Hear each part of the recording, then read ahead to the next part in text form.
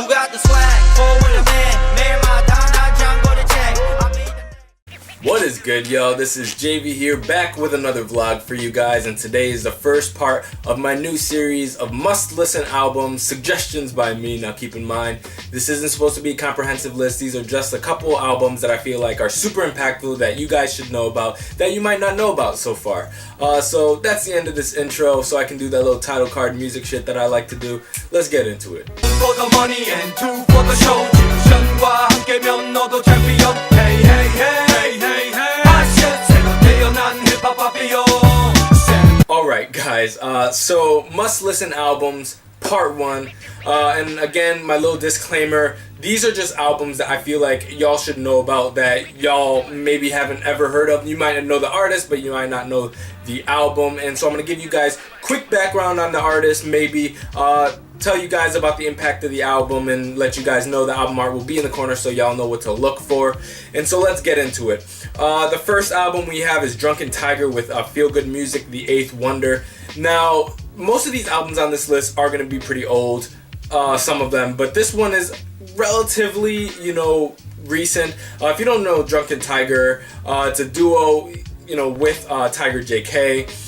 And this to me is one of his most important albums. To me, this is kind of like the point that marks the transition into who he is, I feel like, today. He was definitely in a different space in the early 2000s and Drunken Tiger in general. So when we got Feel Good Music, it showcased a different sound, and a lot of the features on this album, like Roscoe Umali and stuff like that, are people we saw with him, work with in the future. Of course. Great production on this album, great vocal delivery, and I think he just did a fantastic job.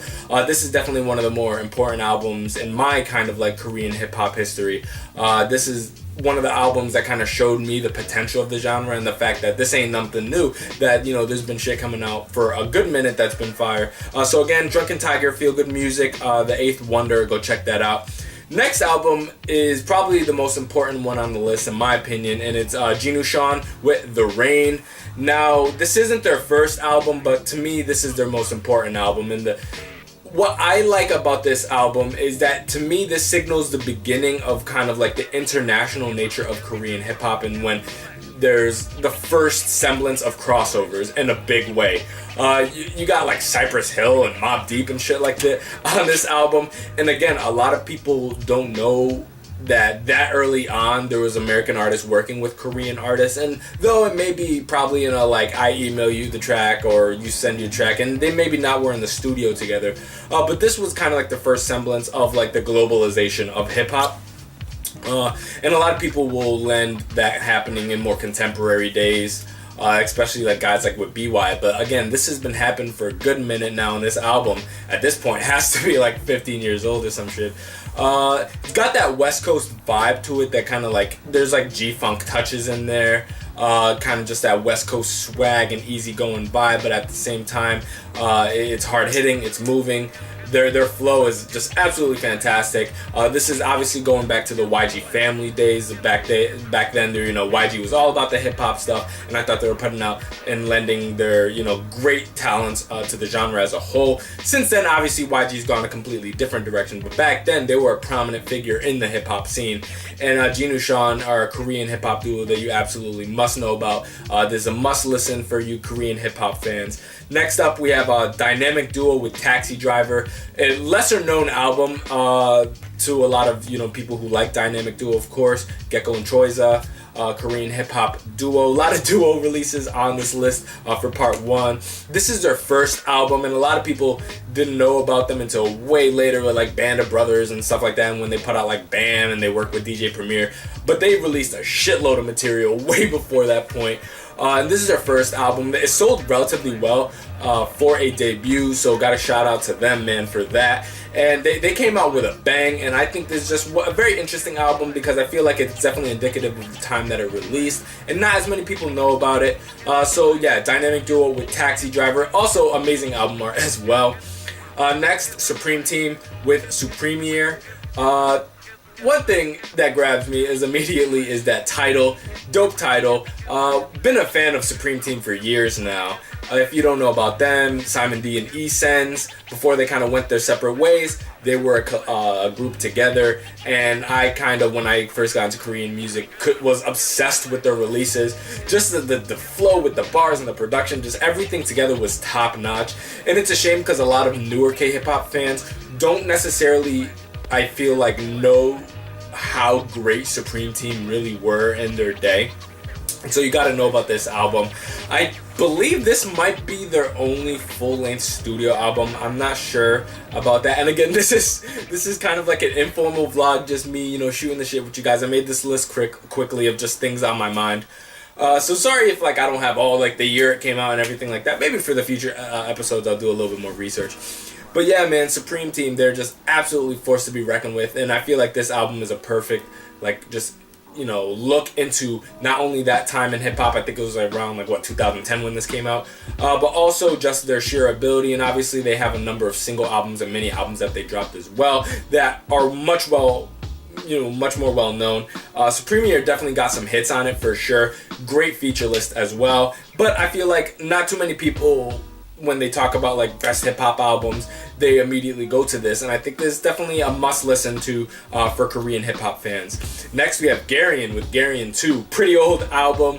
Garion is definitely Korean hip-hop royalty, OGs, a name that you should at least know. Now, if I had to liken them to something, I'd liken them down to like a Boogie Down Productions with like KRS-One in the American scene. I feel like what they were to the American scene, I feel like Garion is for the American scene. I mean, the Korean scene, sorry.